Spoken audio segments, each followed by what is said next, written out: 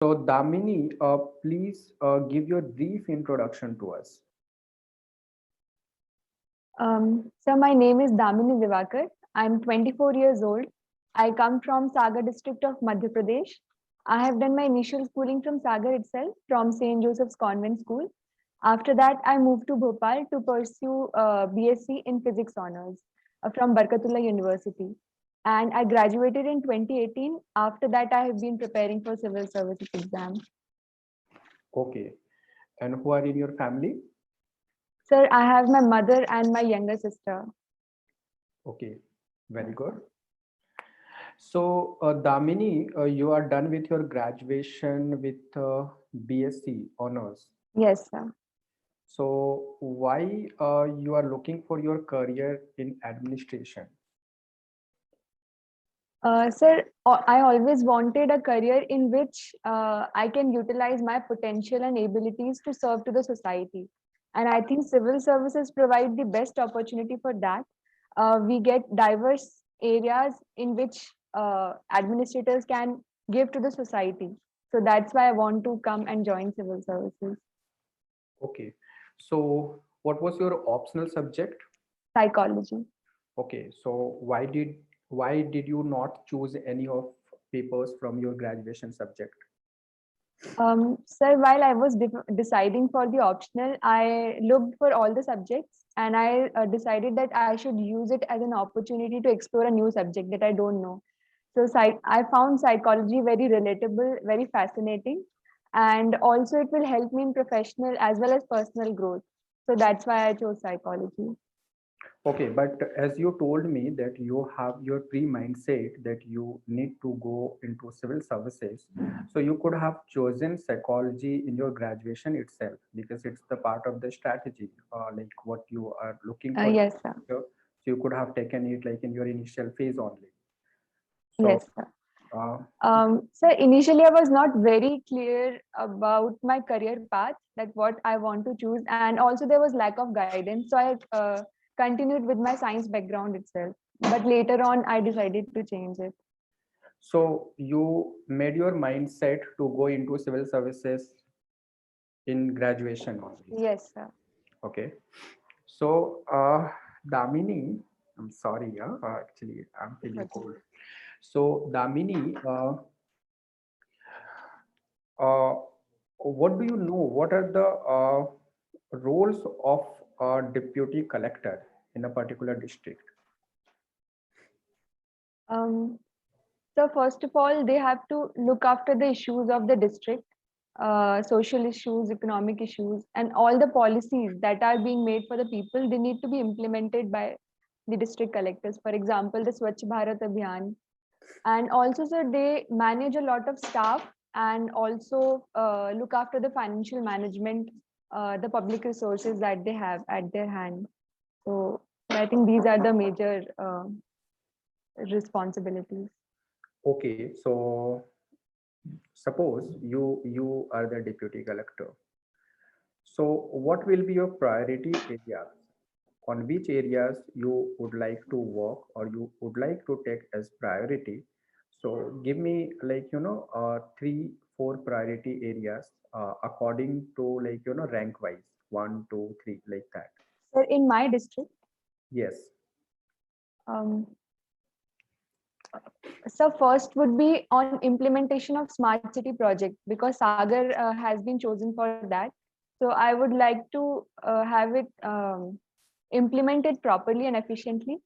The second would be priority on education, because as Sagar lies in Bundelkhand area, so education is quite overlooked. The third would be women empowerment, especially the financial empowerment of women. And so fourth is related to safety and security of people in Sagar. Okay. Uh, yes, sir. So these are the four priority areas. Okay. Yes, sir. Let's come one by one. Okay. So I'm coming to that education part. Okay. Yes, sir. I could see in your resume that you were the education minister in your college. in In college? school, yes, sir. Yeah, in school. Okay, Yes, sir. school cabinet, right? Yes, sir. Okay. So, what were responsibilities you were having that time? Sir, as an education minister, my responsibility was to look after the academic events like debate, extempore. So I was the person in charge, and I also got to be a part of the part of school magazine, where I selected the articles that need to be published. So these were the major responsibilities, and also, sir, to communicate the grievances of students if they have any to the teacher or the principal regarding the school academic problems if they face any. Okay, so what are the challenges that you are observing at present nowadays in education? Um, so first challenge, especially at primary levels, is the poor learning outcomes. So many reports have shown that in spite of our right to education and midday meals are there, but learning outcomes are very poor. And so secondly, lack of vocational education, especially when we come to the secondary and higher education. So there is also a challenge of employability. It is being found that only 20% of engineers are employable. So this is also a challenge. And sir, fourth is that infrastructure at all levels is not up to the mark.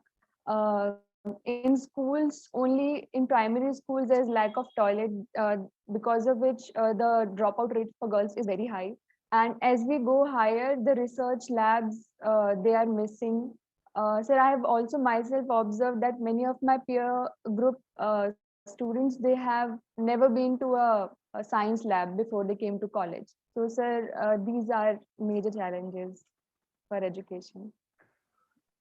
Okay, so you are saying that infra and even employability and vocational courses. Okay, so these are some challenges. Okay, I just want to know, if you talk about dropout ratio in primary Yes, school, sir. basically. Okay, so let it be like rural area where there is a primary school and there is a big dropout ratio is there. Okay, so, what do you think? What are the main reasons why people are taking dropout there?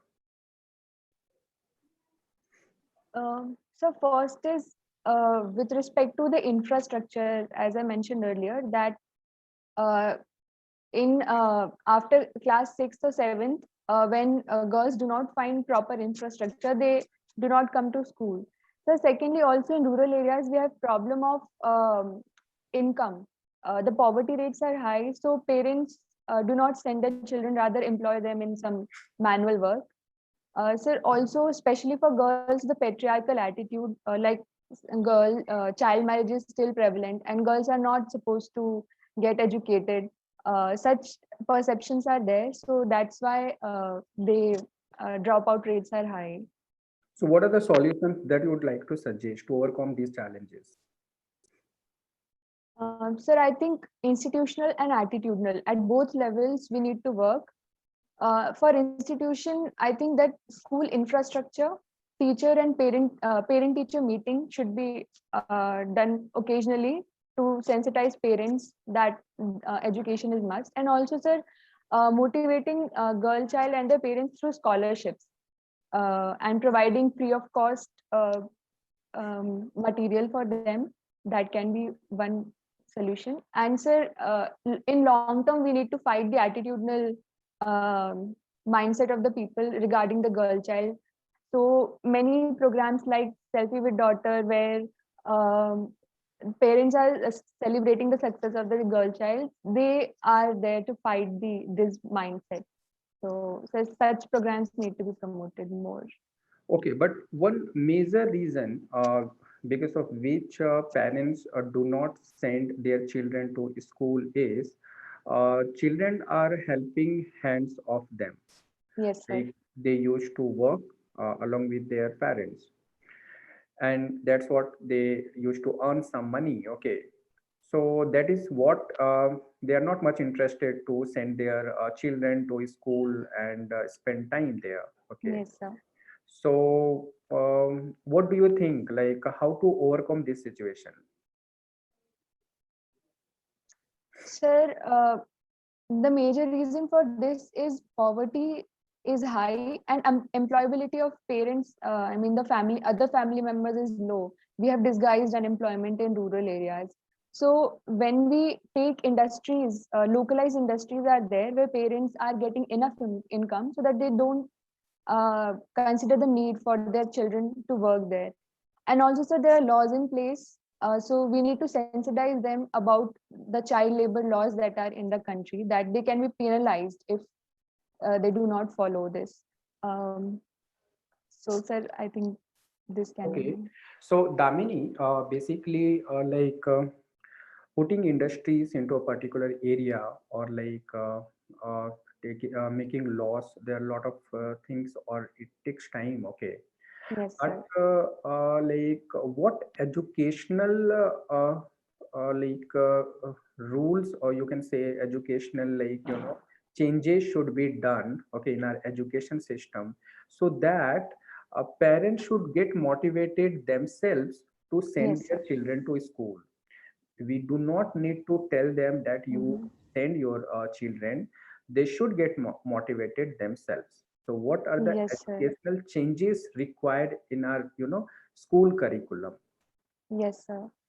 Sir, the reason also is that there is incompatibility between what school education offers and what is the practical need of them. So there is mismatch between what they're learning and how they can earn money. So if we provide vocational education and if we provide agriculture education, if school is in rural area, or simple works like in vocational education we can have many vocations which are helpful in their area itself, localized industries, so that parents would be motivated to send their children to learn those skills. Okay, so Damini, do you not support our current education system? Sir, I said largely I support it, but yes, there are many areas where improvement can be done. Okay, okay, okay, so let's come to the poverty part, Yes, sir. employability part. So, how do you think, like, how we are changing ourselves in rural areas with respect to employability? um, You can relate it. You can tell the growth, or tell the graph of 10 years around. so poverty rates have um, declined. um, Sir, I'm not sure that how the change has taken place in last decade. Okay, so what are the schemes that have been implemented in rural areas to look after employability, or to Yes, sir. make better earning of people residing there? Sir, one I can recall is Pradhan Mantri Kaushal Vikas Yojana, where prior certification, prior recognition of skills is there, and also certificate is provided for vocational skill learning. Um, Sir, I cannot recall other So schemes. you might have heard MG Nariga. Yes, sir. So Yes, what sir. it Yes. is? Sir, it is an employment guarantee scheme where 100 days of work is provided for uh, for an adult in rural area uh, on a guaranteed basis in a year. So what are the impacts because of this MG Narega on bargaining power of laborers or people in village level? So we can see both the positive as well as the negative. On positive side, they are getting the employment, so they have income security on that front. However, sir, Manrega has not been implemented uniformly, and there are, especially in Madhya Pradesh, there are tribal areas where Manrega programs have not been initiated for past 9 years. So the implementation is a challenge, and also, sir, their bargaining power declines because their income is fixed, and so they cannot earn beyond it. So that is also a problem. Okay. Okay. So Damini, you do yoga, right? Yes, sir. What are the benefits of yoga? Sir, yoga has physical, mental, as well as emotional benefits. At physical level, it makes body very flexible. Strength is there, and agile, and the internal organs are well functioning. It keeps us away from lifestyle diseases. And so at mental level, it provides peace along with meditation. The stress, it is a stress buster. So depressive tendencies are reduced. And sir, emotional release is also there as we go along the path of spirituality.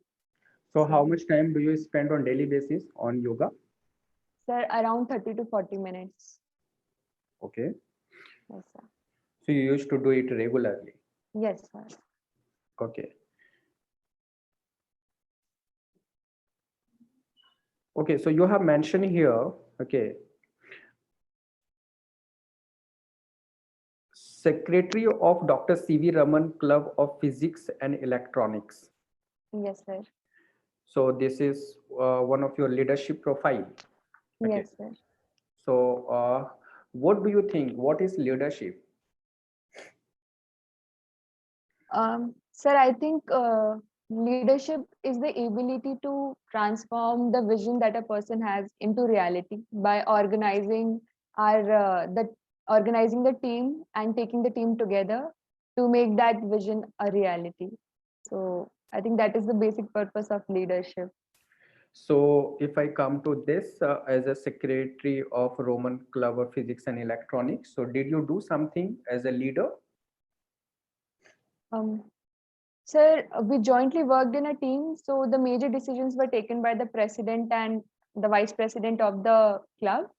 My role was to suggest innovative ideas if there are. So, sir, one of my contribution was to make the departmental library functioning again. So it was dysfunction for a quite few years, around 3 to 4 years. People were not there in the departmental library, so I made that available again. Okay, so you were not the leader there. No, sir, there was president and vice president, other people also. Okay. So you have mentioned it in your leadership. Yes, sir. So there were hierarchies, so I was at a sub leadership Now, level. my question is, did you consider yourself as a leader there or just a subordinate who is going to follow whatever have been like, already assigned? Um, Sir, I was assigned some of the work. For example, there were tech fest that was organized by a club. No, So, my question is, so mhm. did you consider yourself as a leader who are going to make vision into reality according to you, or you just were performing the assigned task? Yes, sir, I would consider that it was a leadership position because we collectively decided that what we want to do in this year, and then we worked. We were having different roles and responsibilities, so I have to manage Okay. them. So Damini, so physics is your favorite subject. Yes, sir. Okay. So could you please let me know in brief what are laws of motions? Sir, Newton gave three laws of motion. The first is about inertia, that any body which is at rest or in motion will continue to be in that state until unless some external force is applied on it.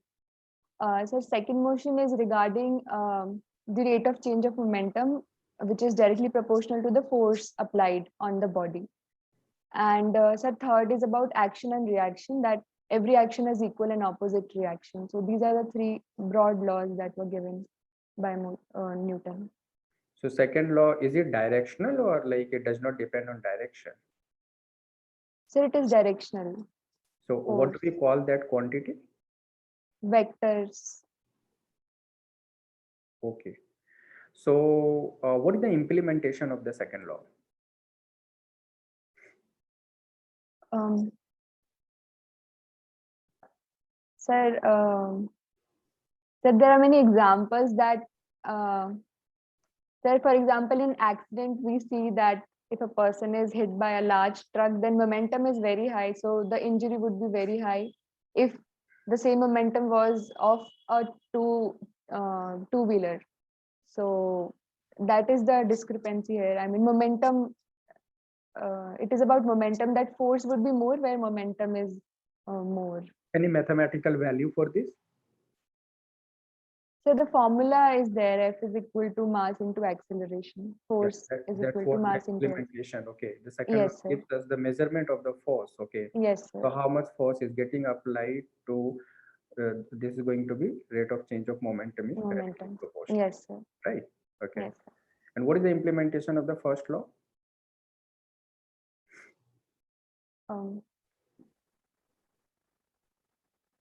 Sir, the friction that we see. So if a ball is rolling on the ground, then it will stop after some time because of the friction. External force is applied on the body.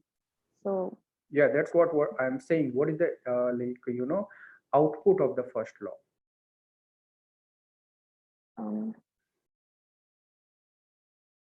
sir, I'm not able to It gives the understand. definition of the force. Okay, sir. Yes, sir. Okay. Okay.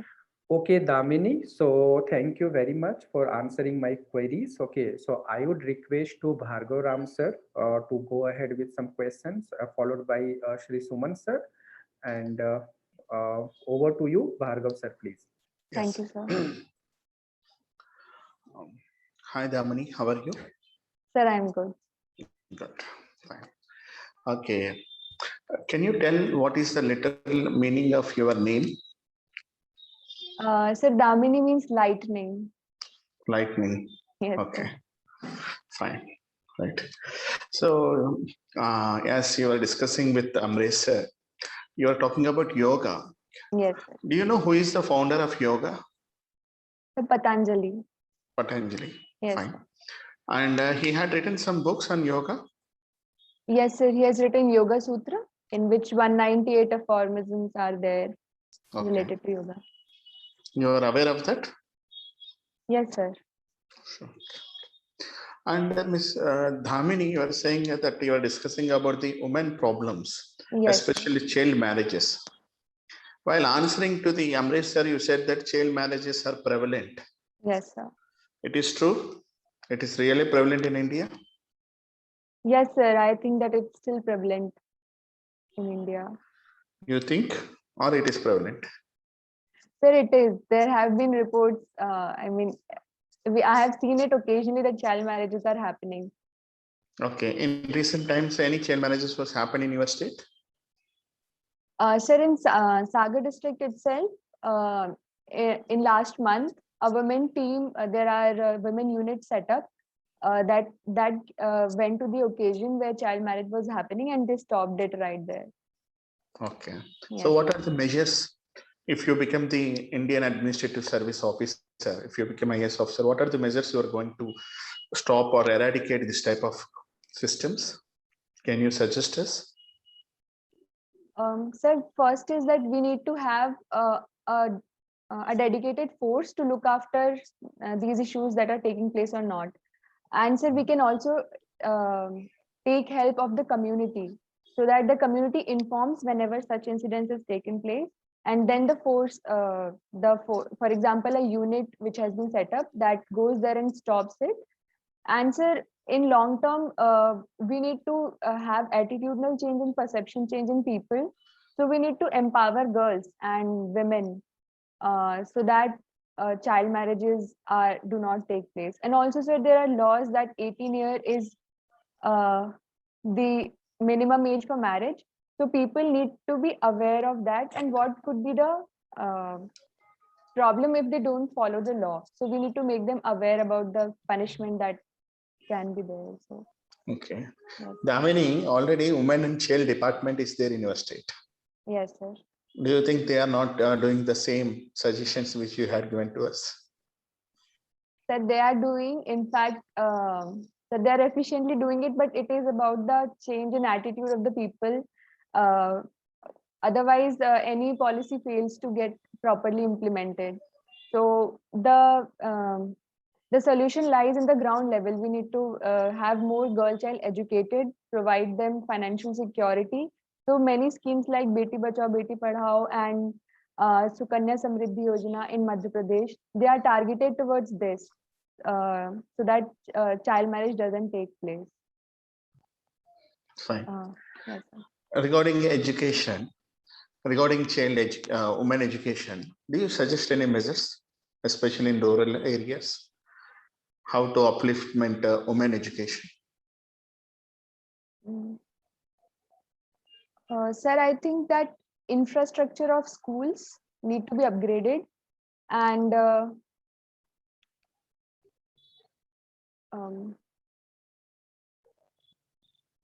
sir, I'm not able to Okay, recall anything. okay. Let's talk about some current affairs. Okay, sir. Can you brief me about Delta variant, Delta plus variant or Delta variant? So Delta variant is the combination of the other two variants that came earlier, the Alpha and the Beta variant. So it is highly transmissible and it has a high infection rate, and also, sir, newer kind of the new kind of so the symptoms are also seen because of Delta variant virus. And yes, sir, I know this much only about it. Okay, no problem. Okay. Okay. As you said that you are practicing yoga, Yes, sir. and whether yoga is having any relation with Buddhism? Yes, sir. In many Buddhist stories also, the yogic postures have been represented. And sir, in Buddhism, Jainism, as well as in Hinduism, it has deep linkages with yoga. So the Buddhist monks also are in the practice of yoga for the spiritual path. Beyond that, I'm not aware that how are they linked. Okay, you're saying that yoga, but up to now we didn't taken any patent in yoga. Why so?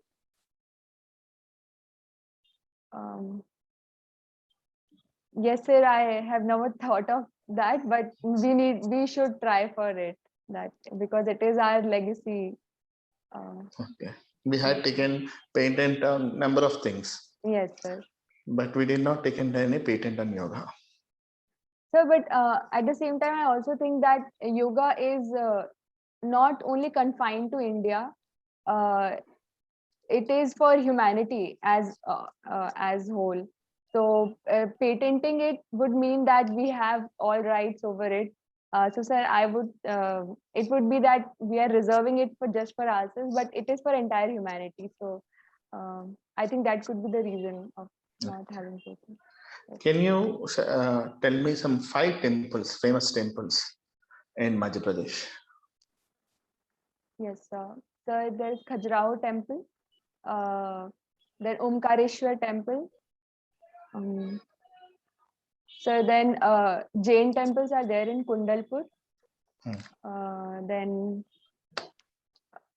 some Mahakaleshwar and Orcha. In Orcha, there are many Hindu temples. Orcha temples are there. Okay, fine. Can you give me some? Can you throw some light on agriculture products of Madhya Pradesh? Sir, Madhya Pradesh has recently exceeded Punjab and Haryana in wheat production. So wheat is one of the major crop. Then soya bean. MP is also called a soya state. Then, sir, the horticulture products, mango, banana, sugarcane, these are the major produce, and pulses. MP also tops in the production of pulses. So these are the major produce. Okay. Okay. Do you feel that rural administration in Madhya Pradesh should be improved? And if you are the district magistrate of that district, how you will improve the rural administration? You can take some examples like panchayats. Yes, sir. So for rural administration to improve, we need to have face-to-face connectivity with the people. So first is making the offices accessible by improving the transportation and the road infrastructure. The second is making villages digitally empowered and providing them digital education so that they can make use of uh, all the schemes that are there. And so third is having community formations like self-help groups and other groups where experiences can be shared and people share their knowledge. And also there are many card panchayats are taking place in many rural areas where administrators and people connect face to face. So these measures can be taken where people gain trust in the administration and the administration improves. Okay, fine. Okay, tell some of the important tribes in Madhya Pradesh. Sir, Gond, Bhil, Bega, Korpu, Saharia, these are the major tribes. Major tribes in Madhya Pradesh. Yes. Okay. Can you differentiate? The major things like pandemics which were happening in India? What I mean to say is, right now we are facing with COVID. Yes, sir. Other thing, economical meltdown. Yes, sir. How you will correlate these two things, and how to come out of from these two things? Can you suggest? Sir, already we have seen that after demonetization, the economy was going down. And suddenly when the COVID came, so economy meltdown was more sharp. And we have not seen recovery for a past 1.5 year. So, sir, I think that having economic packages for different sectors and government pushing increasing the liquidity in the hands of the people, I think that will increase the demand, and then the market would take over again, have the recovery path. Okay, what is our expected GDP? Sir, I'm not sure about the recent forecast. Okay, let's go through that. Yes, sir. Damini. Okay, and that's it from my side. I hand over to Suman sir. Thank you, sir. Thank you, Damini. All the best. Good afternoon, Damini. Good Am I afternoon, audible? sir. Yes, sir. Okay, perfect. So, Damini, let's start again from your name. Okay, Yes. Damini, as you rightly pointed out, the Damini means lightning. Yes, sir. But from your knowledge of BSc, from your knowledge in physics, mathematics, and in essence science, can you are you aware that yesterday and day before yesterday there was a huge storm? So about 60-70 people have died because of lightning, especially in Madhya Pradesh and Rajasthan.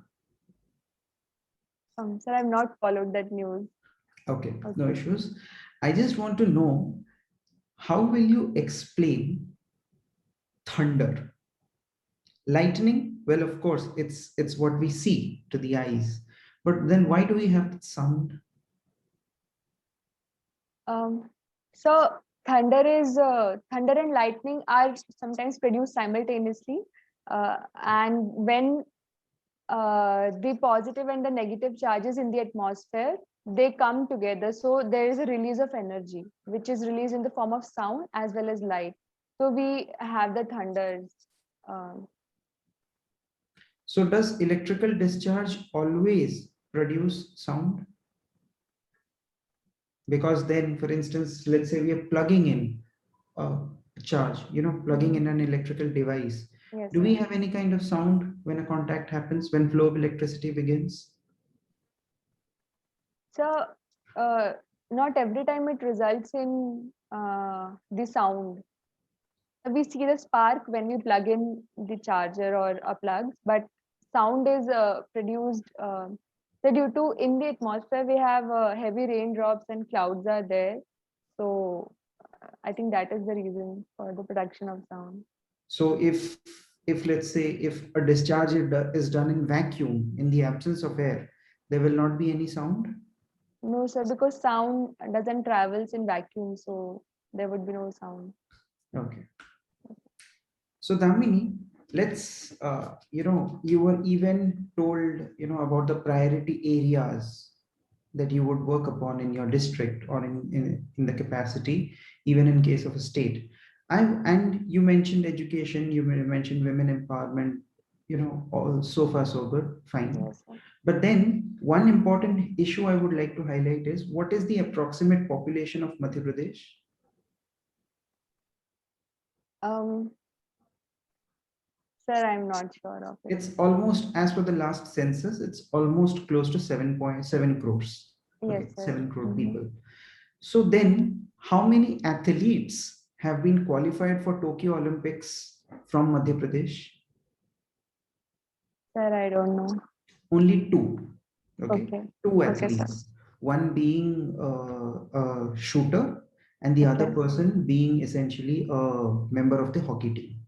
Okay, sir. So, in comparison, if you see the states of Haryana, Haryana has 31 athletes coming out of it who have qualified for Olympics. Punjab, its neighboring state, it has come 18. So 18, 31 with a population which is much lesser than Madhya Pradesh. Why do you think that, what is the situation of, or why in Madhya Pradesh sports is not getting developed? Because even in a neighboring state such as Odisha, you have four athletes who have qualified with a population almost half that of Madhya Pradesh. Yes, sir. So shouldn't sportsmanship be an area of priority? Yes, sir, definitely. Seeing those statistics that where we are lacking, sports should also be promoted. And especially at infrastructure level, the infrastructure for sports is lacking in MP. So that is one reason, and we need to work over that also. Okay, so now that I've told, with regards to improvement of sports, what are the things that you think you can take being in your capacity as a district magistrate? So first is to inculcate the sportsmanship into the children. We need to have sports as one of the major pursuit in the schools. So we need to make it mandatory to have children enjoy the games period, and also uh, employ the PT teacher for every school. In many schools, there are lacking. And so secondly, we need to develop infrastructure, playgrounds and stadiums for people to take part in them. And sir, we also need to have collaboration with other states. So by collaborating, we can have a more interstate competitions where then students would be motivated. And sir, under Fit India movement and other campaigns that are going on, we need to implement them in at the ground level. So more people come and take up the sports. Are you aware of something called Delhi Sports University, which is currently underway in its construction? No, sir. Okay. Okay.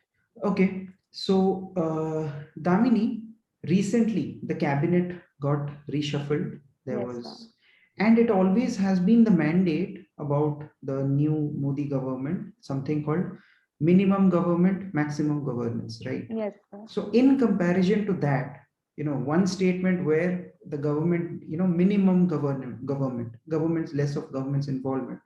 Compare that to the size of the cabinet, which stands at currently 78. Don't you think 78 is too large a size for a cabinet for a government who is saying minimum government? So given the size of India and its population, I think we need ministers there because also we have diversified sectors. So to look at each one in a specific manner, in a concerted manner, we need ministries. So, sir, I don't think so that 78 is a large number, but yes, we need to work more on the maximum governance part. So, if there are ministers also, we need to have digital empowerment of people and digital infrastructure uh, penetrated to the ground level so that governance is enhanced. And also, sir, there are after 2024 elections, there are also reports that there would be increase in the number of parliamentarians. So seeing that, I think that a number of cabinet ministers, it is not violating the principle of minimum government. So Damini, if hypothetically per se, you were to decide, you said that we need good amount of ministers. Yes. So hypothetically, if you were to decide, what is the size of the cabinet that you would be looking at? Hypothetically, let's say Damini Devakar has to decide the number of ministers in India. Sir, I think Because, it's because as I presume, you said the more, the better. Because even comparing to your hobby, to your favorite pastime of considering organizational ergonomics, economics. Yes, sir. it's your hobby, right? Yes, So sir. putting that into perspective, putting psychology into perspective, putting efficiency into perspective, what is the approximate number of ministers that Damini Devakar would choose to have? Sir, I cannot tell about the number of ministers, but yes, sir, I will look into the areas where ministries can collaborate and we can have one single ministry for where the collaboration is possible. For example, in energy sector, there are renewable energy is different and the coal ministry is different. So we can coalesce them into one. And similarly, in women and child and the health and family welfare. So sir, such things can take place where one ministry is responsible for all the similar kind of functions. But sir, I cannot say how much ministry should be there, how many. Okay, is there any upper limit on the number of ministers that a cabinet can have? Or it's up to the PM to decide?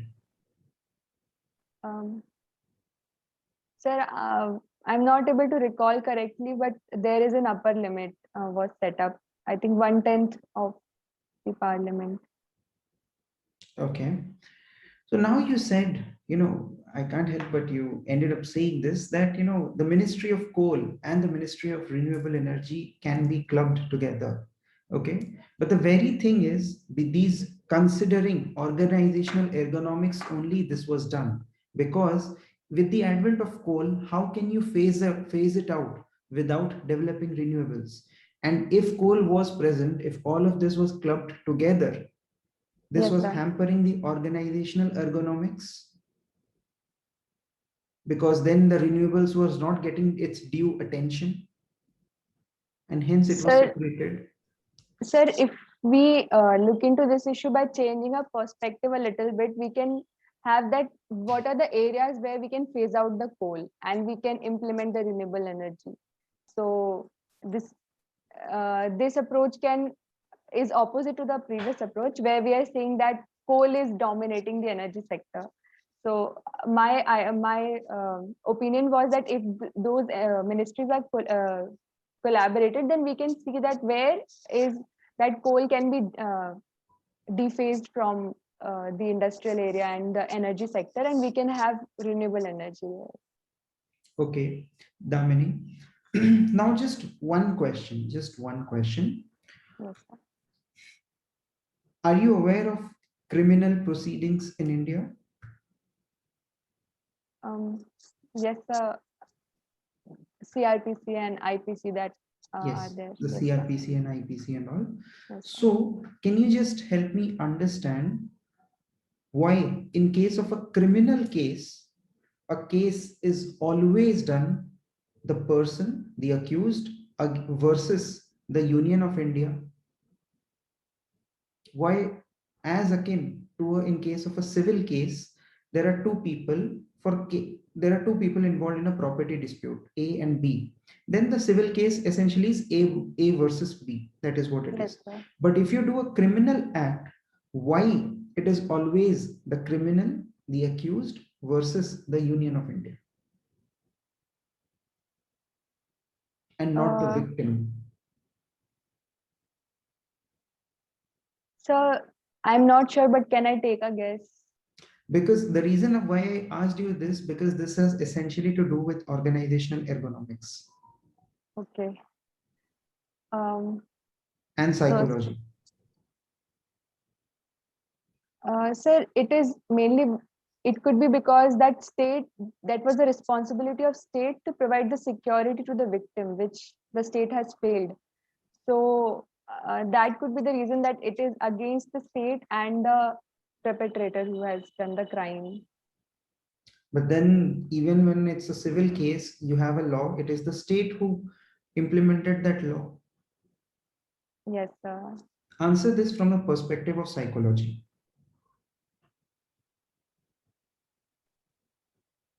Mm. Sir, I'm unable to think of any answer. Okay, okay. Thank you, Damini. Over